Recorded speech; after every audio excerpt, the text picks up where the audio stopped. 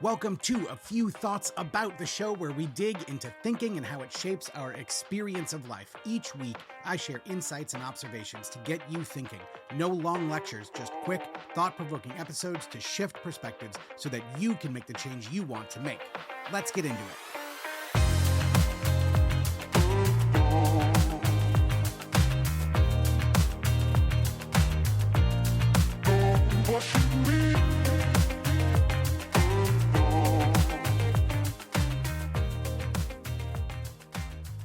Hey, so before we get started, if you like what you're seeing in this podcast and you want more of it, specifically if you want more of it with video, specifically if you want more of it with video and you like YouTube, I have good news for you. I just launched my YouTube channel. So the link will be in the show notes.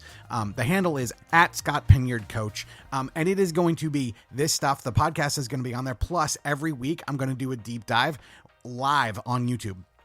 So I'll stream it directly to the platform. So if you want more of this, if you want to go deeper on some of the stuff, and if you want more content like this podcast, go subscribe to me on YouTube. It's @ScottPinyardCoach, and the link is in the show description. That is it for me. Let's get started.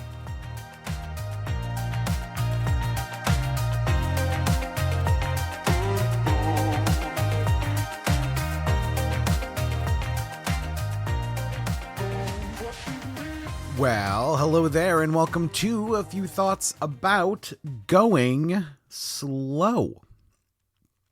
You know, there's one thing that when I meet with people for the first time, and most of the time when I meet them for the first time, they've been kind of working on this process of going alcohol-free for a while.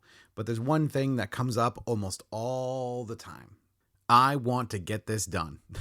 I want this behind me, right? I no longer want to have alcohol in my life. I no longer want to have its influences. I no longer want to deal with the ups and the downs. And I sure as shit want to get off this roller coaster.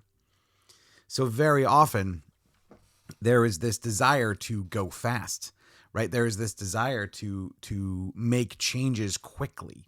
There is this desire to get to the other side of whatever it is we're dealing with, right? In this case, it's alcohol, ASAP. And it makes a lot of sense, right? Because this process of quitting alcohol can be painful. Like it can really, really, really suck. It's not unusual for it to feel like a drag. It's not unusual for it to feel like it goes on forever and that the pain is so intense that all we want to do is have it end. But I want to put in a word for going slow. And I don't know, maybe chances are as soon as you heard me say that sentence, you turned off this podcast and thought, hell no. And that's understandable. But hear me out. So many people get to where they're at with alcohol after years of drinking, right? After years of it changing, and maybe it increases a little bit and then it decreases a little bit, then it increases a little bit more, and then maybe you don't drink at all for a while. And then like most people I talk to have, some fluctuations that the trend line is up and to the right, but it normally takes years. Like it normally takes years to get to where we're at with alcohol, to get to the point where we have where we're on the alcohol use disorder spectrum, where we are in the place where like really trying to quit alcohol and it feels difficult. That normally takes years. And it's interesting, right? Because people come to me and they're like, hey, I just want to stop like today. Like I want to stop now.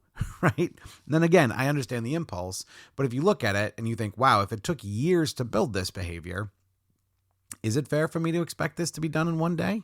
Like, is it fair for me to expect this to be done in a week? And that's your question to answer. I'm just throwing it out there. But my point is that this desire to go fast, this desire to push so hard, this desire for those results, while it's commendable, right? While I understand it, while it makes perfect sense, sometimes it's unrealistic. So when we decide, yeah, I might want to go fast, but I'm going to go slow here, right? Or even when we think like I'm going slow, but that's okay, a few things start to happen, right? The pressure gets taken off. Second, it's more realistic, right? Again, remember, this has been built up over years for a lot of us. And there is so much unnecessary stress and frustration and anger and sadness There's so much of that comes from the pressure we put on ourselves to quit right now, to quit today. So you might be listening to this and you might be thinking, yeah, okay, but Scott, like things suck right now. Like, yeah, okay, things are really bad. Like my relationship is in dire straits, or my job is on the line, and I get all of that. But none of that changes the fact that it took you years to get where you're at with alcohol right now. And so giving yourself permission to go slow, giving yourself permission to work on it, to work on your thinking around it, to understand it, right? One of the things that I love to do with people when they start working with me is I have them keep drinking at first. A lot of people think they're going to sign up when they work, one-on-one or, one of my alcohol groups, and they think, oh, I'm just going to like blow through this, like day one, here we go, baby. And I understand that. And I certainly wouldn't ever encourage someone to not quit. However,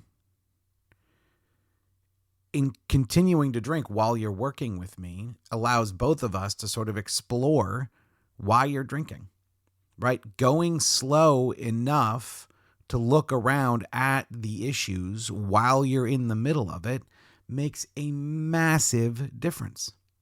It really, really changes things.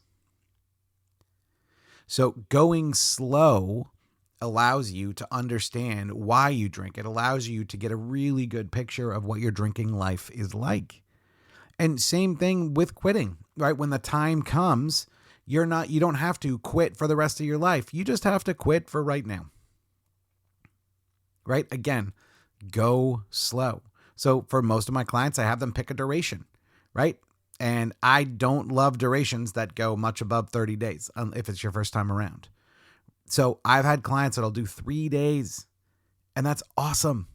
I love it. And while, again, the urge is I want to quit for the rest of my life, right? I want to do this now. I want to go fast. I want to get there. Quitting for 3 days seems like, what the hell are you talking about?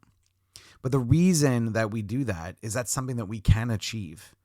And in doing that, you can score an early win. You can rack up those 3 days and say, look, I just did that. And then you maybe decide to go for 6 or 10 or 20, whatever feels right. Going slow allows you to actually get out of the process what the process can provide. It takes the pressure off to get there right now. And it allows you to see this process for what it is, which is a journey. Like this process is a journey for you. This is a journey. This is a thing that you go through. And I don't mean it's like a door where you're on one side, then you're on the other, right? It is a process. It is a transition. You can call it whatever you want. But if you allow yourself to go slow, if you allow yourself to look around, if you allow yourself to learn the things that you can learn by observing your behavior, by observing your thinking, by observing your feelings, if you allow that to happen, and if you allow your mind to change, as it inevitably will when you start doing this work, and you stop with the I need it to happen now pressure, the entire process becomes significantly more enjoyable. It becomes significantly more impactful. And for a lot of people, in a really ironic way, they end up doing the whole thing faster than they would have if they had applied the pressure. See, the pressure to like be done now, the pressure of like, I have to stop, this has to be out of my life, that creates so much more stress and angst and anxiety. And stress and angst and anxiety are some of the reasons that most of us drink. So I defend going slow. I think going slow is actually not even just a fine idea. I think it's a great idea. It allows you to get everything you can get out of this process. And in the end, it allows you to be easier on yourself, which we know for a fact will get stuff out of the way and allow you to get to where you want to go sooner. Well, what'd you think about that idea? It's kind of unusual. I know a lot of times people think, man, we should go fast. We get this done now. But I actually think going slow is worth it. I think there's something there. I think there's something in the idea of that can that can be really, really amazing for us. So tell me what you think. You can always reach out, scottpinyard.com/podcast. There is a form there where you can reach out. You could also suggest topics. And I'd love to hear from you just in general, right? Even say hi. Tell me if you're enjoying it. Tell me what you think. So that is it for me for this week. Thanks for hanging out with me, and I'll see you again next week.